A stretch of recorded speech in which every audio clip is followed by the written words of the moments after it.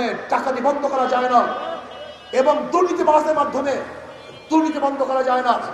এর জন্য আসুন, যারা আল্লাহকে ভয় করে, যারা আল্লাহকে ভয় করে, আল্লাহর কাছে দাঁড়িয়ে হিসাব দেওয়ার দিনকে ভয় করে, এমন এক খোদা ভীরু নেতৃত্ব না আসা পর্যন্ত এদেশের মানুষ শান্তি পাবে না, মুক্তি পাবে না।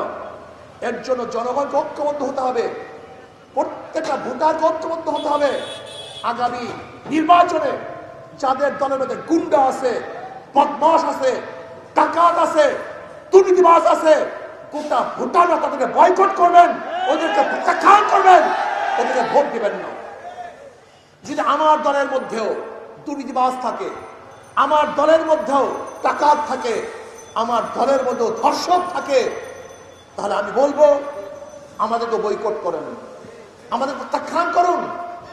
যতক্ষণ পর্যন্ত জনগণ ভালো জিনিসকে গ্রহণ না করবে, ততক্ষণ পর্যন্ত এই দেশ ভালো হতে পারে না, সম্ভব না। এই জন্য আসুন, আগামী দিনে চোর ডাকাত মুক্ত, দুর্নীতিবাজ মুক্ত এক বাংলাদেশ গড়ার জন্য আদর্শবান, নীতিবান, চরিত্রবান এক নেতৃত্বকে সামনে নিয়ে আসে। আমি মনে করি ইসলাম ব্যতীত মানুষকে কোনো আদর্শ শান্তি দিতে পারে না। এই জন্য আসুন, যদি আপনাদের ভালো লাগে তাহলে ইসলামী আন্দোলনের ছায়াতলা সবাই চলে আসুন। আর মনে রাখতে হবে, হাজারো ভালো মানুষ, আদর্শবান মানুষ, নীতিবান মানুষ, যোগ্য মানুষগুলি আজকে রাজনীতিতে অংশগ্রহণ করে না, যেহেতু রাজনীতি পচা গান্ধা, এর জন্য তারা অংশগ্রহণ করে না।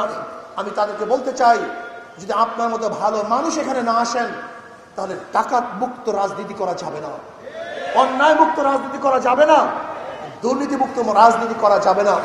এর জন্য যেখানে যে ভালো মানুষগুলি আসছেন, অবস্থান করতেছেন, লুকিয়ে আসেন, ওই সমস্ত ভাইদেরকে বলবো, আসুন, ইসলামী আন্দোলন বাংলাদেশে আপনাদেরকে খোঁজ করতেছে, আপনারা কোথায় আছেন?